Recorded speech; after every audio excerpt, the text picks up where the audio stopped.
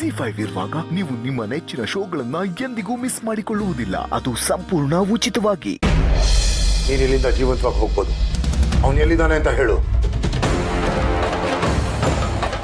ಹೇಳ್ತೀನಿ, ಆದ್ರೆ ಅದಕ್ಕೂ ಮುಂಚೆ ನೀವು ನನಗೆ ಒಂದು ಮಾತು ಕೊಡಬೇಕು. ಏನ್ ಹೇಳು? ಸೂರ್ಯನಾರಾಯಣ ವಸಿಷ್ಠ ನಿಮಗೆ ಸಿಕ್ಕಿದ ಮೇಲೆ ನನಗೆ ಏನು ತೊಂದರೆ ಮಾಡಬಾರ್ದು. ಇಲ್ಲ, ನಿನಗೇನು ಮಾಡಲ್ಲ. ನೀವ್ ಮಾಡಲ್ಲ, ಆದ್ರೆ ನಿಮ್ಮ ಮಗ ಅವನು ಏನು ಮಾಡಲ್ಲ ಹೇಳು. ಹಾಗಂತ ನಾನ್ ಮಾತು ಕೊಡಲ್ಲ.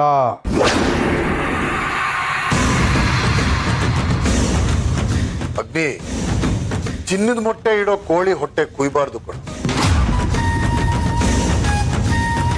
ಕೋಪ ಉಪಯೋಗಕ್ಕೆ ಬರದೇ ಇರ್ಬೋದು, ಆದ್ರೆ ಆ ಸೂರ್ಯ ನಮಗೆ ಉಪಯೋಗಕ್ಕೆ ಬರ್ತಾನೆ. ನೆನಪಿರ್ಲಿ, ನಿನ್ನ ಈ ಸ್ಥಿತಿಗೆ ತರೋಕೆ ಆ ಸೂರ್ಯನೇ ಕಾರಣ. ತಾನೆ ಅಂದ್ರೆ ನಮ್ಗೆ ಇನ್ನೇನು ಬೇಕು ಹೇಳು? ನೀವ್ ನನ್ನನ್ನ ಇಲ್ಲಿಂದ ಹೋಗೋದಕ್ ಬಿಟ್ರೆ ಸೂರ್ಯನಾರಾಯಣ ವಸಿಷ್ಠನ ನಾನ್ ಕರ್ಕೊಂಡು ಬಂದು ನಿಮ್ಗೆ ಒಪ್ಪಿಸ್ತೀನಿ. ನಂಗೆ ಚೆನ್ನಾಗಿ ಆ ಧ್ರುವ ನಿಮ್ಮ ಅಡ್ಡಾಗೆ ಬಂದು ನಿಮ್ಮ ರೌಡಿಗಳ ಮೇಲೆ ಅಟ್ಯಾಕ್ ಮಾಡಿದ್ದಾನೆ. ಮೊದಲು ಆ ಪ್ರಾಬ್ಲಮ್ನ ಸಾಲ್ವ್ ಮಾಡ್ಕೊಂಡು. ಏ ಸುಹಾಸಿನಿ, ಏನ್ ಮಾತಾಡ್ತಿದ್ಯಾ? ಮೊದಲು ಸೂರ್ಯ ಎಲ್ಲಿದ್ದಾನೆ ಹೇಳು, ಆಮೇಲೆ ನೀನ್ ಇಲ್ಲಿಂದ ಹೋಗ್ಬೋದು.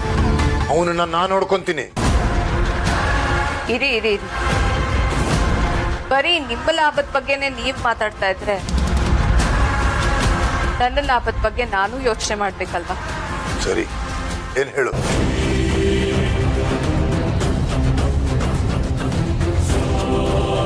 ಆ ಧ್ರುವ ಮತ್ತೆ ನಿಮ್ಮ ಅಡ್ಡಾಗ್ ಬಂದು ಅಟ್ಯಾಕ್ ಮಾಡೋ ಪ್ಲಾನ್ ಮಾಡ್ತಾ ಇದ್ದಾನೆ.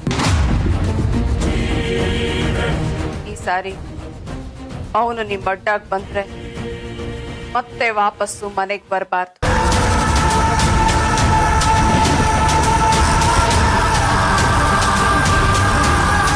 ಏನು? ಧ್ರುವನ್ ಸಾಯಿಸ್ಬೇಕಾ?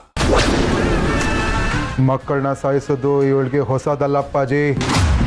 ನೋಡಿ, ನನ್ನ ಪರ್ಸನಲ್ ವಿಚಾರಗಳೆಲ್ಲ ನಿಮಗೆ ಬೇಡ. ನೀವು ಧ್ರುವ ಪ್ರಾಬ್ಲಮ್ನ ಸಾಲ್ವ್ ಮಾಡ್ಕೊಳ್ತಾ ಇದ್ದ ಹಾಗೆ ಸೂರ್ಯನಾರಾಯಣ ವಸಿಷ್ಠನ ನಾನು ನಿಮ್ಗೆ ಒಪ್ಪಿಸ್ತೀನಿ. ಡೀಲ್? ಸದ್ಯ ಬೀಸೋ ದೊಣ್ಣೆಯಿಂದ ತಪ್ಪಿಸ್ಕೊಂಡು ಮುಂದೆ ಇದೆ ಈ ಬೆಟ್ಟಪ್ಪನ್ಗೆ ಅಗ್ನಿಗೆ ಮಾರಿ ಹಬ್ಬ. ಸುಹಾಸಿನಿ, ಸೂರ್ಯನಾರಾಯಣ ಸಿಗ್ಲಿ, ಆಮೇಲೆ ನಿನಗೆ ಒಂದು ಗತಿ ಕಾಣಿಸ್ತೀನಿ.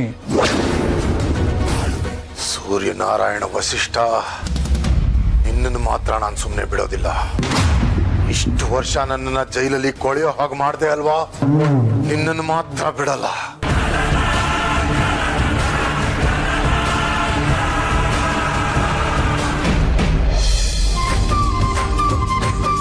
ಅಯ್ಯಯ್ಯೋ ಅಮ್ಮ, ಏನೇ ಇಷ್ಟೊಂದು ಸಕ್ಕರೆ ಹಾಕಿದ್ಯಾ?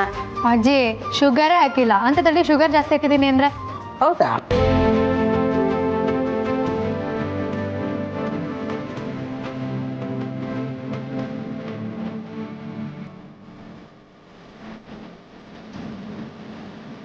ಅಮ್ಮ ಅಮ್ಮ, ಏನು ಯೋಚನೆ ಮಾಡ್ತಿದ್ದೀರಾ? ಅಮ್ಮ, ನಮ್ಮನ್ನು ಚೀರಪ್ ಮಾಡಿದ್ದೆ ನೀವು. ನೀವೇ ಇಷ್ಟೊಂದು ಬೇಜಾರಲ್ಲಿದ್ದೀರಲ್ಲ, ಏನಾಯ್ತು ನಿಮಗೆ? ಏನು ಅಂತ ಹೇಳಿ ಅಮ್ಮ. ನಂಗೆ ಯಾಕೋ ಸೂರಿ ತುಂಬ ನೆನಪಾಗ್ತಿದ್ದಾರೆ. ಅಮ್ಮ, ನಾವು ಎಲ್ಲ ಕಡೆ ಹುಡ್ಕೋದ್ವಿ, ಅಪ್ಪಾಜಿ ಬಗ್ಗೆ ಎಲ್ಲೂ ಕ್ಲೂ ಸಿಕ್ಲಿಲ್ಲ. ರಾಜಣ್ಣ, ಅಪ್ಪಾಜಿ ಏನಾದರೂ ಅಗ್ನಿ ಹತ್ರನೇ ಇರ್ಬೋದಾ?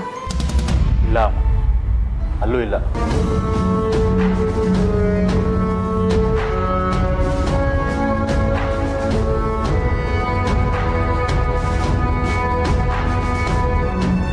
ಮದರಂಡ್ಯ, ನಿಮ್ಗೇನಾದ್ರೂ ಅಪ್ಪಾಜಿ ಬಗ್ಗೆ ಗೊತ್ತಾಯ್ತಾ?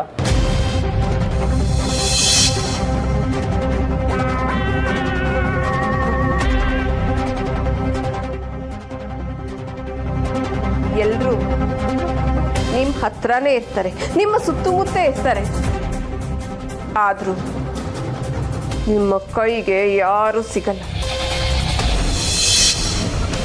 ಮದರಂಡ್ಯ ನಿನ್ನೆ ಕೇಳಿದ್ದು. ಇಲ್ಲ ಧ್ರುವ, ಅಂದಾಗೆ ಮದರಂಡ್ಯ ಅವತ್ತು ನೀವು ಅಗ್ನಿಗೆ ಚಾಕು ಹಾಕಿದ್ರಲ್ಲ, ಆಗ ಅಪ್ಪಾಜಿ ಅಲ್ಲೇ ಇದ್ರಾ?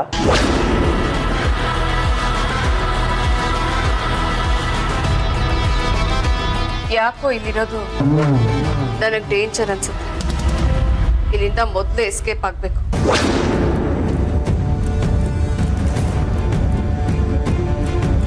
ಇಲ್ಲ, ಅವತ್ತು ನಾನಲ್ಲಿ ಹೋಗೋ ಅಷ್ಟರಲ್ಲಿ ಅವರು ಭಾವನ ಬೇರೆ ಕಡೆ ಕರ್ಕೊಂಡು ಹೋಗ್ಬಿಟ್ಟಿದ್ರು.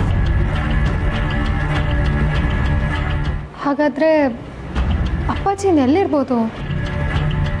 ನನಗೂ ಗೊತ್ತಿಲ್ಲ.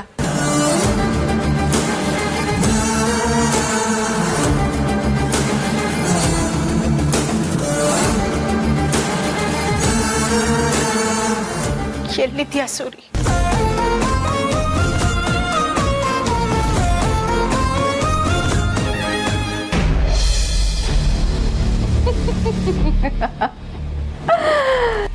ಸೂರಿ ಸೂರಿ ಸೂರಿ, ನಮ್ಮ ಮನೆಯಲ್ಲಿ ಅಜ್ಜಿಯಿಂದ ಹಿಡಿದು ಮೊಮ್ಮಕ್ಕಳವರೆಗೂ ಎಲ್ಲರಿಗೂ ಸೂರಿ ಬೇಕು.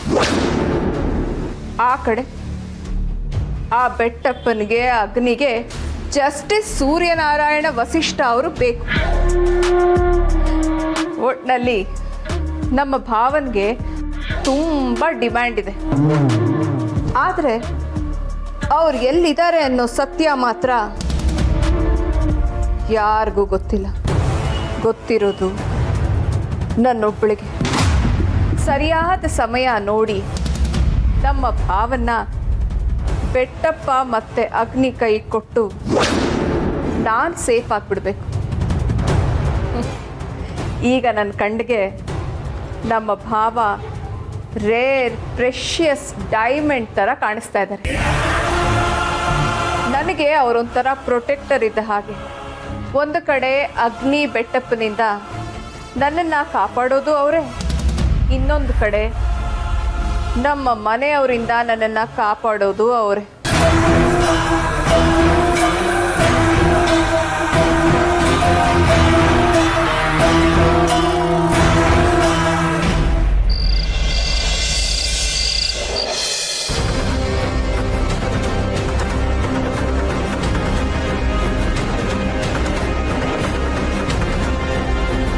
ಕೆಲಸ ಯಾವತ್ತೂ ಅರ್ಧಕ್ಕೆ ನಿಲ್ಲಬಾರ್ದು, ಪೂರ್ತಿ ಆಗಬೇಕು.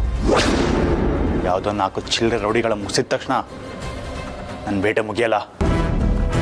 ನನ್ನ ಗುರಿ ಇರೋದು ಮಂಜಪ್ಪನ ಸಾಯಿಸಿರೋ ಬೆಟ್ಟಪ್ಪ ದಿನ ಕೊಲ್ಲೋದು. ಅದಿವತ್ತು ಸಾಧ್ಯ ಆಗೇ ಆಗತ್ತೆ, ಸಾಧ್ಯ ಆಗಲೇಬೇಕು. ಅಗ್ನಿ, ಬೆಟ್ಟಪ್ಪ, ಕೊನೆಗಾಲ ಹತ್ರ ಬಂತು. ZEE5 ಆಪ್ ಡೌನ್ಲೋಡ್ ಮಾಡಿ ಎಲ್ಲಾ ಸಂಚಿಕೆಗಳನ್ನು ಸಂಪೂರ್ಣ ಉಚಿತವಾಗಿ ನೋಡಿ.